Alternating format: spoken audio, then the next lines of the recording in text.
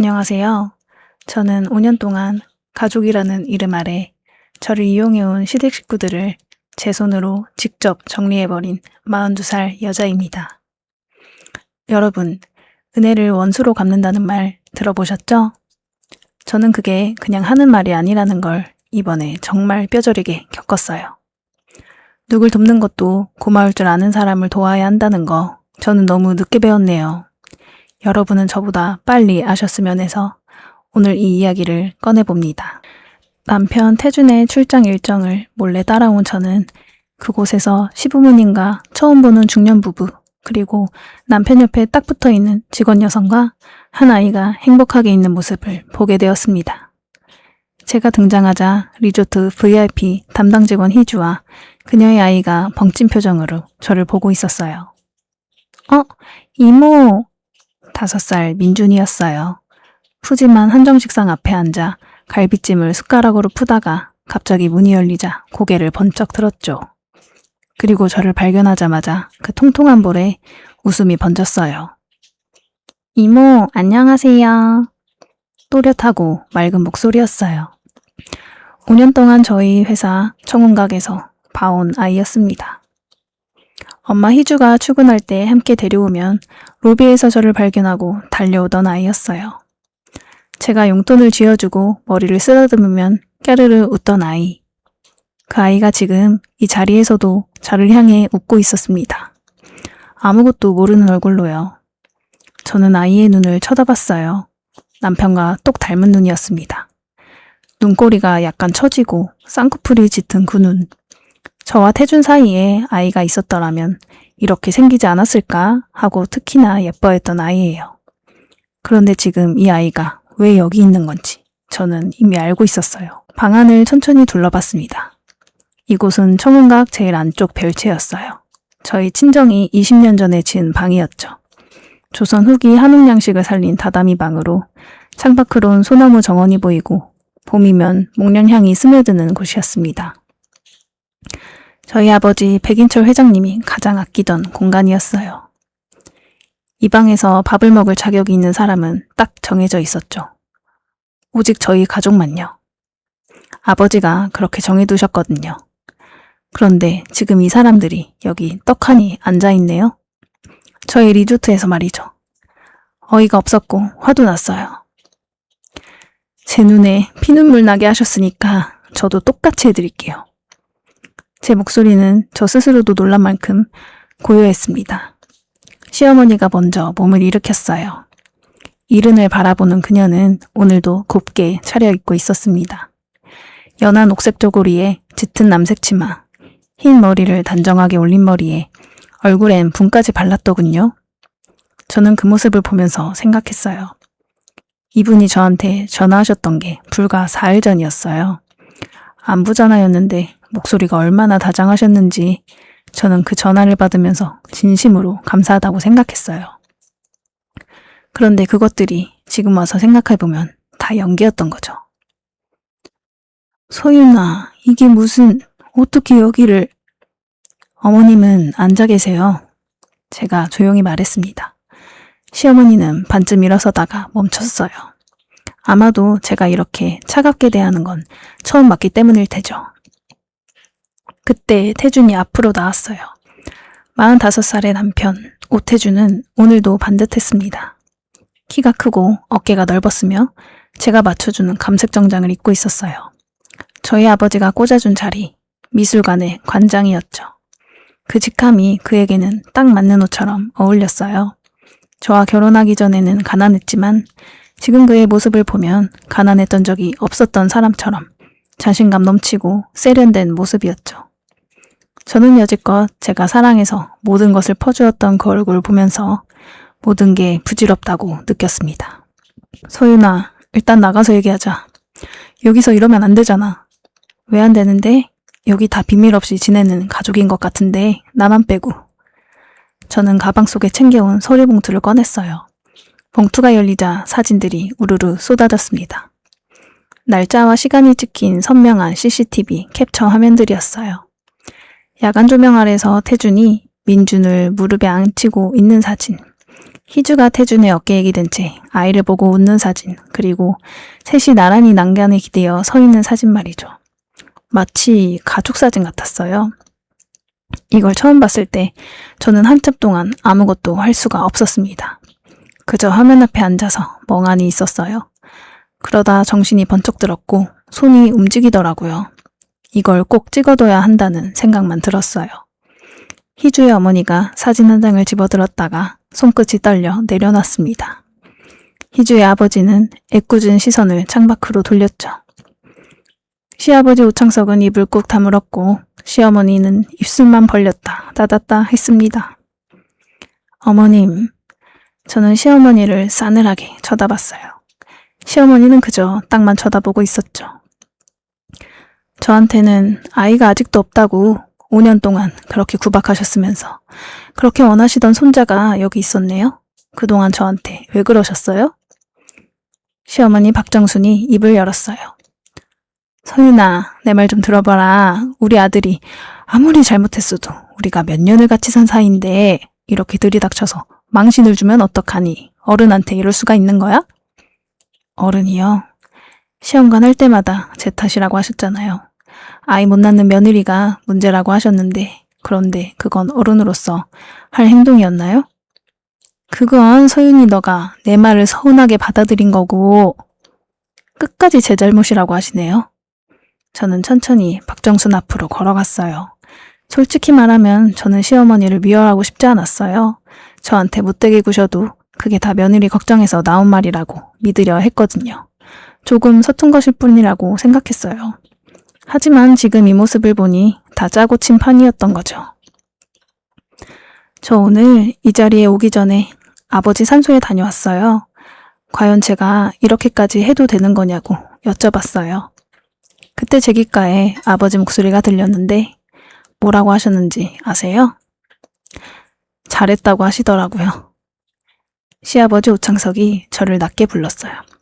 예, 서윤아. 네, 아버님, 할 말 있으세요? 오창석이 뭔가를 말하려다가 결국 아무 말도 하지 못했습니다. 시아버지는 말이 없는 분이었어요. 저는 그게 과묵한 분이라 그런 거라고 생각했죠. 속으로는 며느리를 아끼는 분이라고요. 가끔씩 제 눈을 피하시는 것도 그냥 어색함 때문이라고 생각했어요.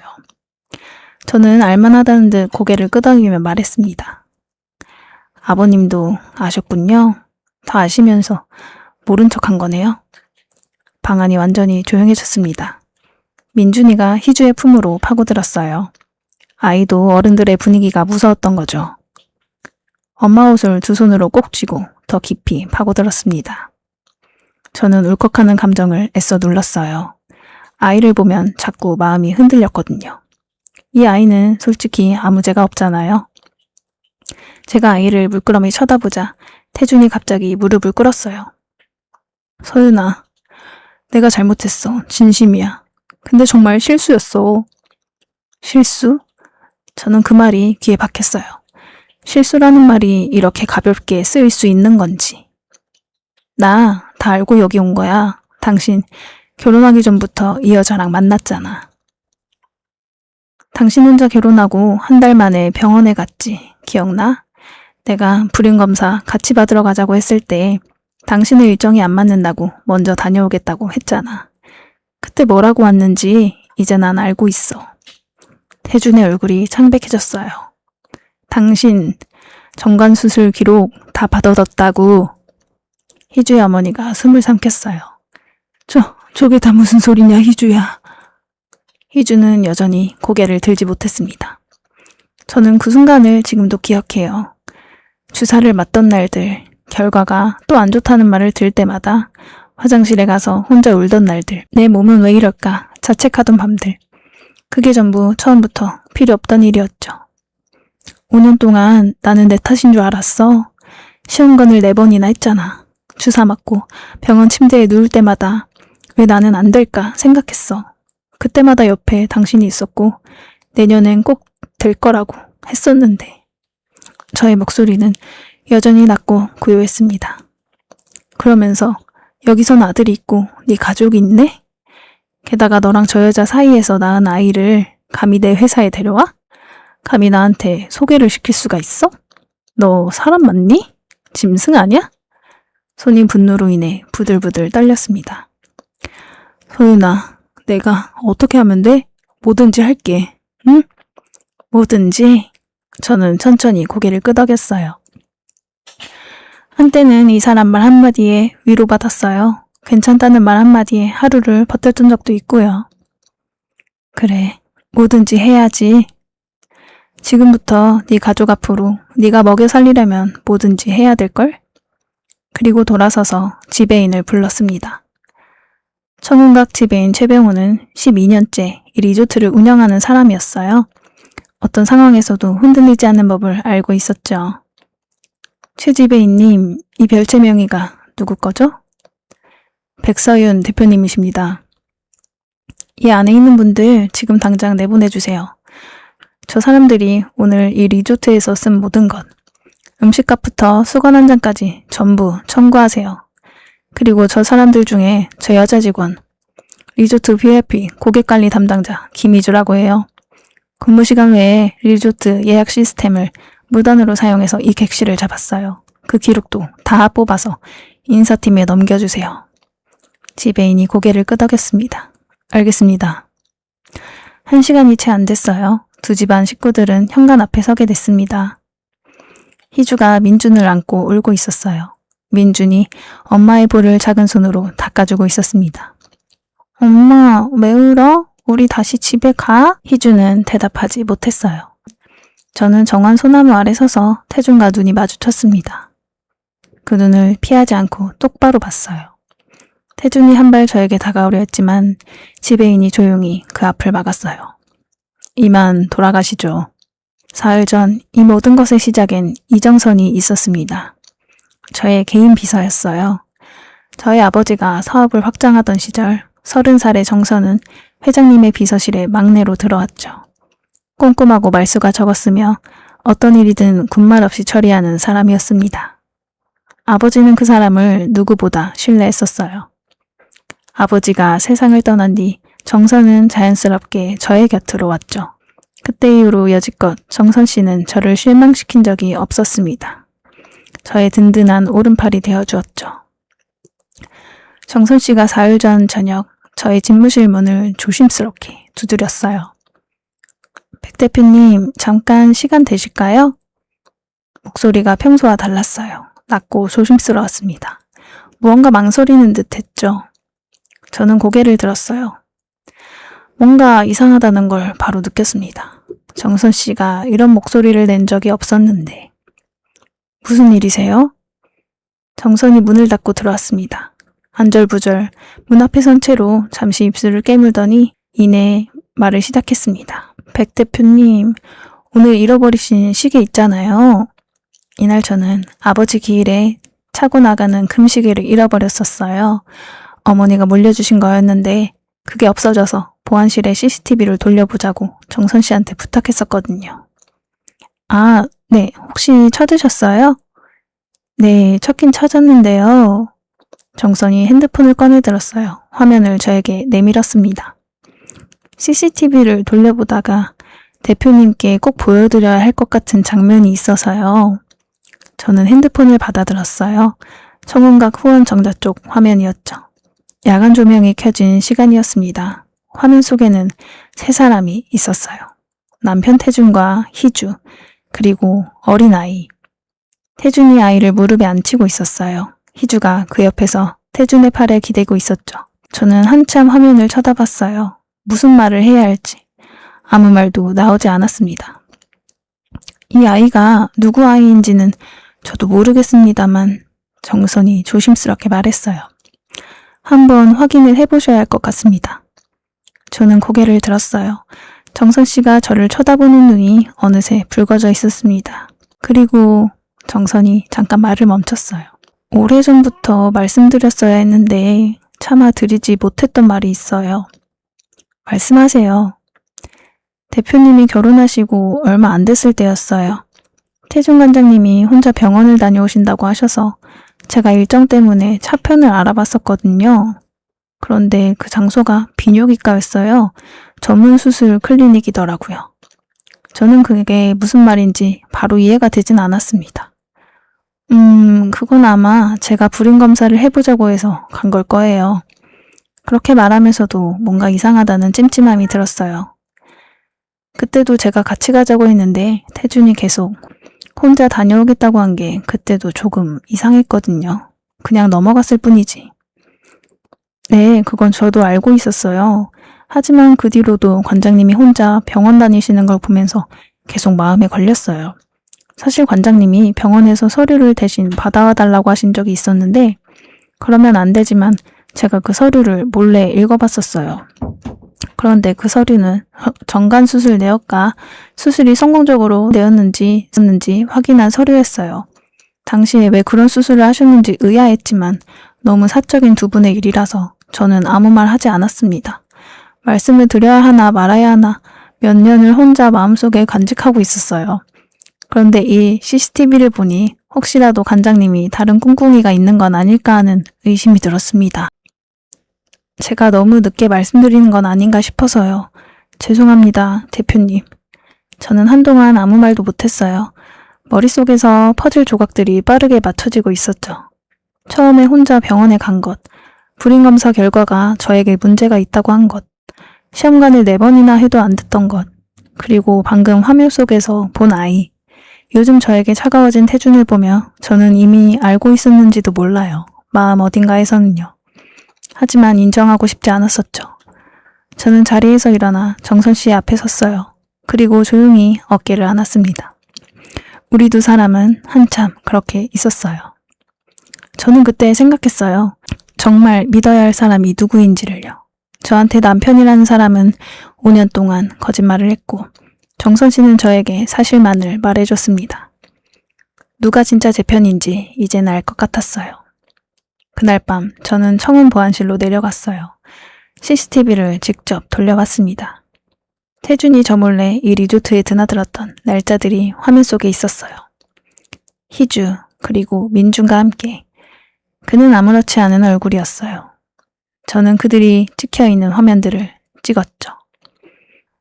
다음날 아침 저는 정선 씨가 건넨 단서를 강남 한복판에 있는 작은 비뇨기과 클리닉이었어요. 간판도 작고 건물도 조용했습니다. 딱 봐도 티 안 나게 드나들기 좋은 곳이었죠. 태준이 왜 이 병원을 골랐는지 들어서는 순간 바로 알았어요. 접수 창구에 앉은 직원이 저를 봤습니다. 어떻게 오셨어요? 원장님 좀 뵙고 싶은데요. 예약하셨나요? 아니요. 하지만 뵐 수 있을 거예요. 저는 명함 한 장을 직원에게 건넸습니다. 직원은 제 명함을 보더니 말했어요. 아, 원장님 확인 후에 안내 드리겠습니다. 잠시만 기다려주세요. 얼마 안 있어 원장님이 직접 나왔습니다. 50대 중반으로 보이는 남자였어요. 흰 가운을 입고 있었는데 저를 보는 눈빛이 조금 긴장돼 있었죠. 안녕하십니까 대표님. 여긴 대체 어쩐 일로? 일단 들어오시죠. 원장실로 들어갔습니다. 원장이 먼저 입을 열었어요. 재단에서 어떤 일로 오셨는지요? 저는 천천히 자리에 앉았습니다. 저희 재단이 이 병원을 좀 후원하고 싶은데요. 이 병원이 저소득층에게 무료로 지원하고 있는 것들이 많다고 해서요. 아이고, 어떻게 하시는지 모르겠지만 다 제가 좋아서 하는 일인지라 솔직히 말씀드려서 후원을 해주신다면 감사한 일이긴 합니다. 요즘 병원 사정이 좀 어렵거든요. 얘기가 쉽겠네요. 예? 저는 핸드폰을 꺼내 사진 한 장을 보여줬어요. 태준 얼굴이 찍힌 사진이었습니다. 이 환자 기억나세요? 원장이 사진을 봤어요. 곧 표정이 굳었습니다. 저희는 환자 정보를 외부에 공개하기가 어렵습니다. 개인정보보호법상 제가 이 사람 아내예요. 원장이 잠시 말을 멈췄어요. 결혼한 지 5년 됐어요. 그동안 아이를 갖지 못해서 시험관을 4번 했고요. 제 몸에 문제인 줄 알았거든요. 근데 남편이 결혼하고 한 달 만에 이 병원에 왔었어요. 혼자서요. 원장이 급히 시선을 내렸어요. 원장님, 저는 조용히 말했습니다. 저는 지금 싸우러 온 게 아니에요. 법적으로 필요한 서류가 있어서 온 거예요. 이혼 소송에 쓸 거거든요. 어차피 법원에서 요청하면 나올 서류예요. 저한테 먼저 주시면 저도 병원도 번거로운 절차 줄일 수 있어요. 지금 제가 하는 말은 원장님의 죗값을 봐주겠다는 말입니다. 원장은 식은땀을 흘리기 시작했어요. 후원은 하겠습니다. 그건 이 일이랑 별개니까요. 기부는 저희 아버지가 뜻하시는 일이기도 하고요. 어떡하시겠어요? 그 말에 원장이 저를 봤어요. 그러더니 천천히 자리에서 일어나 케빈 쪽으로 걸어갔습니다. 잠시만요. 서랍을 열고 파일을 꺼냈어요. 한 장을 뽑아 복사해서 저에게 내밀었습니다. 이게 진짜 전부예요. 저는 그 종이를 받아들였어요. 정관수술 시행 내역, 수술 후 추적검사 결과 이상 없음. 날짜는 결혼 후 한 달이 되던 날이었습니다. 저는 서류를 가방에 넣고 자리에서 일어서며 말했습니다. 협조 감사해요. 대표님, 원장이 조용히 불렀어요. 정말 죄송합니다. 무슨 말인지는 알았어요. 그 사람도 알고 있었던 거예요. 저는 아무 말도 하지 않고 병원을 나왔습니다. 이성적으로 생각해봤어요.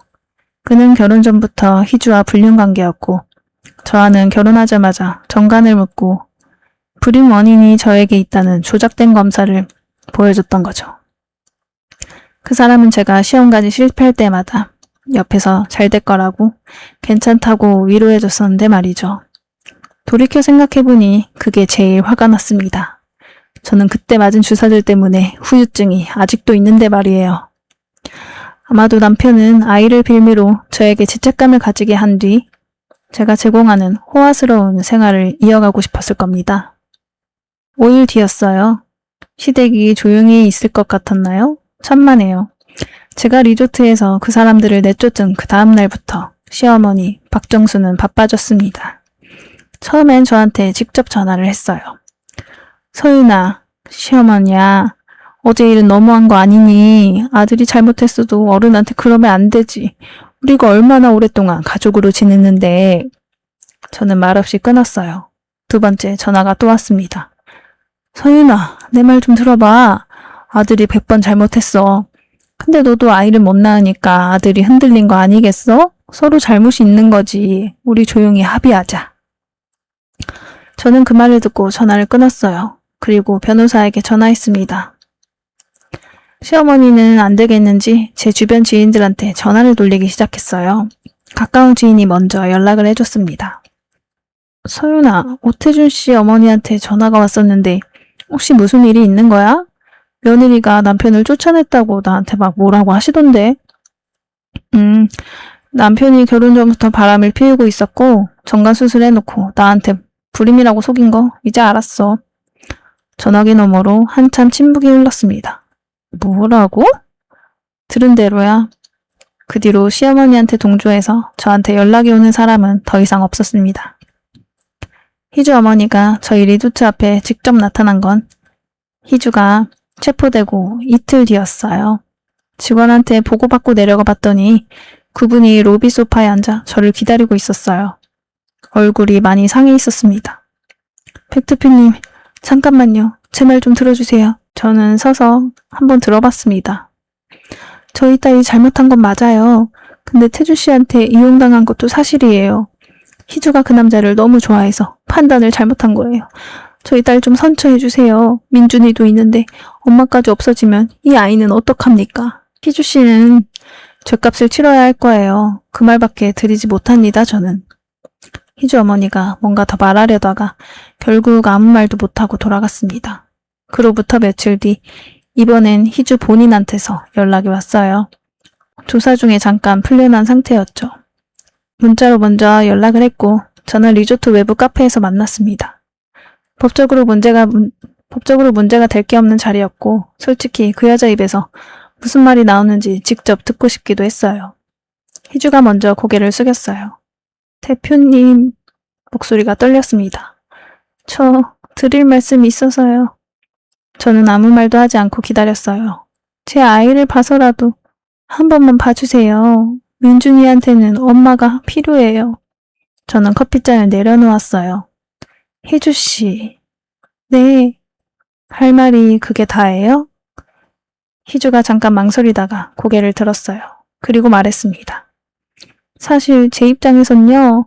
그 남자가 저랑 먼저 사귀어왔는데 대표님이랑 결혼을 한 거거든요. 제가 뺏긴 거라고요. 저도 이런 식으로 만남을 이어가고 싶진 않았어요. 하지만 아이가 생기는 바람에 어쩔 수가 없었어요. 저는 그 말을 들으면서 참 신기하다는 생각을 했습니다. 이 여자가 지금 피해자 행세를 하고 있구나. 남의 남편이랑 5년을 만나놓고 내 회사 돈을 빼먹어놓고 지금 이 자리에서 뺏겼다가 하고 있구나. 실수로 생긴 거였다면 지우지 그랬어요? 희주의 얼굴이 굳었습니다. 당신은 피해자가 아니야. 착각하지 마요. 저는 가방을 들고 일어섰어요. 다시는 우리 회사 근처에 얼씬도 하지 말고요. 희주가 뭔가 말하려 했지만 저는 이미 돌아서고 있었습니다. 그게 그 여자랑 마지막으로 나눈 대화였습니다. 생각해보면 그 사람들이 저를 너무 만만하게 봤던 거예요. 제가 아파트도 주고 생활비도 드리고 직장도 만들어줬으니까 이번에도 제가 결국 뒤로 물러설 거라고 생각했겠죠. 근데 아니었어요. 이번엔 달랐습니다. 저는 청운각 정원 벤치에 앉아 있었습니다. 할아버지 때부터 이 자리를 지켜온 소나무 아래였어요. 어릴 때 여름이면 그 그늘에 앉아 책을 읽던 곳이었습니다. 아버지가 팥빙수를 들고 와서 옆에 앉던 자리였어요. 눈을 감고 잠깐 있었어요. 머릿속이 복잡했습니다. 저희 아버지는 부동산이 있고 재단이 있고 리조트가 있어도 경기도 외곽 작은 빌라에서 어머니와 텃밭을 일구며 살았어요. 딸한테 다 물려줬으니 됐다고. 우리 둘이 먹고 사는 데는 이거면 충분하다고 했습니다. 그 아버지가 이 결혼을 처음부터 달가워하지 않았다는 걸 저는 너무 늦게 알았어요. 아버지는 사람을 볼 줄 아셨던 거예요. 제 욕심으로 결혼한 결과가 이렇게 되어버려서 너무 속상했어요. 저는 핸드폰을 들어 부동산 번호를 눌렀습니다. 네, 사장님, 저 백서연입니다. 도곡동 아파트요. 오늘 금매로 내주세요. 대표님, 현재 거주 중인 세대가 있어서요. 그쪽엔 제가 직접 연락할게요. 전화를 끊고 시아버지 번호를 눌렀습니다. 몇 번 신호가 가더니 시아버지 목소리가 들렸어요. 서윤아. 아버님, 도곡동 아파트 오늘 금매로 내놨어요. 짧은 침묵이 흘렀습니다. 뭐라고? 거기 제 명의 아파트인 거 아시죠? 결혼할 때 형편이 어려우셔서 저희 쪽에서 마련해드렸잖아요. 기억 안 나세요? 며느라가. 그건 우리가 5년 동안 살고 있는 집인데. 짐은 내일까지 빼주셔야 해요. 남은 짐은 내일 오후에 용역 업체에서 처리할 거고요. 저는 답변을 기다리지 않은 채 전화를 끊었습니다. 그날 저녁 비가 내렸어요. 오창석과 박정순이 도곡동 아파트 앞에 도착한 건 오후 6시가 조금 넘었을 때였어요. 청운각에서 택시를 잡아 타고 2시간 가까이 걸렸습니다. 두 사람은 서로 말도 없고 마주보지도 않고 초상집 분위기였죠. 캐리어 하나씩을 끌고 아파트 입구로 들어섰습니다. 두 사람은 아파트 입구에 들어서서 도어락 비밀번호를 눌렀지만 문은 열리지 않았습니다. 시어머니 박정순이 침착하게 한 번 더 눌렀지만 이미 도어락 번호판은 달라져 있었어요. 오늘 교체된 것이었죠. 오창석이 떨리는 손으로 핸드폰을 꺼내 아들에게 전화했어요. 하지만 아들은 받지 않았고 관리사무소에 전화해봤지만 관리소장이 난처한 목소리로 말했습니다. 오늘 오후에 명의자 측에서 도어락 교체 의뢰가 있었고 법적으로 문제없는 절차라 진행했는데요. 복도 한편에 짐가방 몇 개가 쌓여 있었습니다. 박정순의 한복이 비닐에 쌓여 있었고 오창석의 골프채 케이스도 있었어요. 손때 묻은 냄비 세트도 명절에 제가 사다 드린 홍삼 세트도 전부 나와 있었습니다. 5년치의 살림이었어요. 박정순이 그 가방들을 봤습니다. 그리고 조용히 주저앉았어요. 이게 다 무슨 일이야. 아이고, 여보, 우리 어떡해요? 나 예전처럼 살기는 싫어. 오창석이 암울한 표정으로 대답하지 않았어요. 며느리가 아이 못 낳는다고 잔소리할 때마다 그도 모른 척 했거든요. 며느리 돈으로 편하게 살면서 며느리 눈치는 보지 않았어요. 알면서도 그저 모른 척 했습니다. 그동안의 업보가 지금 이곳으로 돌아오고 있었습니다. 소송은 세 갈래로 진행됐어요. 혼인관계 파탄에 따른 위자료 청구, 재산 혼용 반환 청구, 관장직 해임에 따른 급여 환수 소송이었습니다. 저의 법률 대리인은 제가 처음 CCTV를 확인한 날 밤부터 이미 움직이고 있었어요. 수술 기록과 5년치 무단 예약 내역, 청운각 CCTV, 유전자 검사 결과 어느 것 하나 빠진 게 없었습니다. 변호사가 서류를 검토하면서 말했어요. 이 정도면 재판 갈 것도 없다고요. 저는 그 말을 들으면서 아무 감흥이 없었습니다. 이건 이기고 지고의 문제가 아니었거든요. 그냥 제 것을 되돌려 받는 게 목적이었어요. 남편이 근무하는 미술관 이사회 긴급회의가 소집됐어요. 회의는 길지 않았습니다. 해임. 그 한 단어를 받아들고 태주는 회의실을 나왔어요. 1층 주차장으로 내려갔습니다. 그런데 차가 없었어요. 법인 차량은 반납 처리가 됐고 개인 명의차는 가압류가 들어가 있는 상태였죠. 공동 명의 통장은 거래 정지 상태였고 신용카드 결제는 전부 막혀 있었습니다. 전부 제 것이 아닌 돈으로 채워진 것들이었죠. 희주와 태주는 인천공항 국제선 출국장에 있었습니다. 희주가 민준의 손을 잡고 빠르게 걷고 있었죠. 캐리어가 2개였어요. 하나는 자신의 것, 하나는 아이의 것이었죠. 가방 안에는 현금이 가득 있었습니다.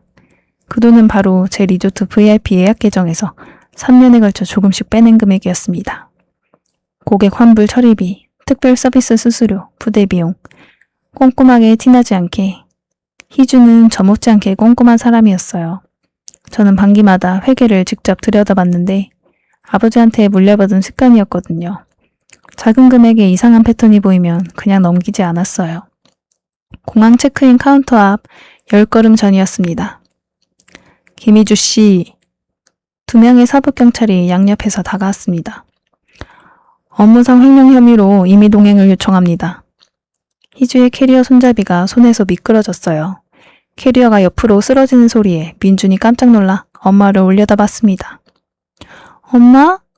희주가 아이를 끌어안았어요. 민준이 엄마 품에서 다시 물었어요. 엄마, 어디가? 우리 비행기 안 타? 그런데 이날 희주는 선택을 해야 했어요. 태준을 감싸는 것과 자신이 살아남는 것. 희주는 수갑이 채워지기 전에 담당 형사를 봤어요. 저 할 말 있어요. 그 말 한마디로 판도가 완전히 바뀌었습니다. 희주는 조사실에서 모든 걸 털어놨어요. 처음부터 태준과 사귀어왔던 것, 자신이 먼저 아이를 원했다는 것, 그리고 수술은 자신이 강요했다는 거였어요. 그 진술서가 저한테 전달됐을 때 저는 한참을 그 종이를 들여다봤습니다. 어이가 없었어요. 2 사람이 서로 짜고 저를 가지고 놀았던 거예요. 5년 동안. 희주의 진술은 오히려 태준에게 불리하게 작용했어요. 고의성이 더 명확하게 드러났으니까요. 위자료 청구액은 더 올라갔습니다. 저는 진행 상황을 보고받고 면회실로 찾아갔어요. 유리 칸막이 너머에 태준이 앉아 있었습니다. 수염이 자랐고 눈 아래가 어두웠으며 회색 면 상의를 입고 있었어요. 맞춤 정장에 익숙했던 얼굴이 그 차림새를 아직 받아들이지 못한 것 같았습니다. 저는 마주 앉았어요. 처음엔 아무 말도 하지 않았죠. 침묵 속에서 태준이 먼저 입을 열었습니다. 그래도 목소리가 갈라졌어요. 우리 사랑했었잖아. 저는 그를 쳐다봤어요.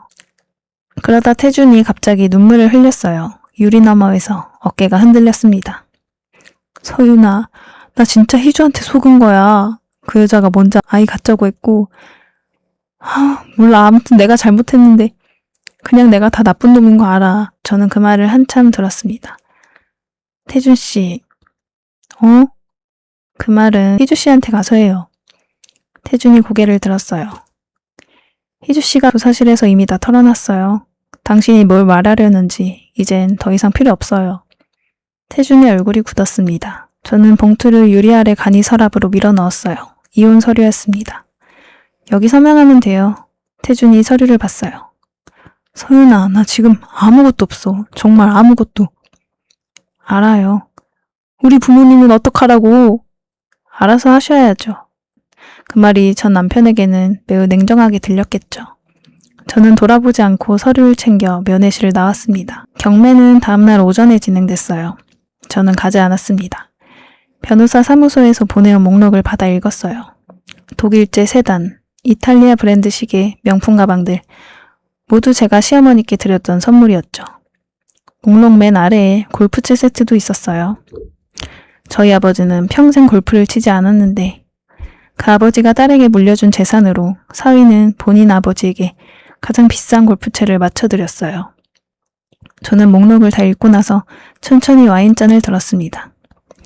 창밖으로 벚꽃이 지고 있었죠. 아직도 예전 생각을 하면 가슴이 먹먹해요. 거짓으로 지어진 집이 무너지는 데는 오랜 시간이 걸리지 않았습니다. 애초에 진짜 기둥조차 없었으니까요. 뒤에서 발소리가 났어요. 정선 씨였습니다. 그녀는 아무 말 없이 제 곁에 서 있었습니다.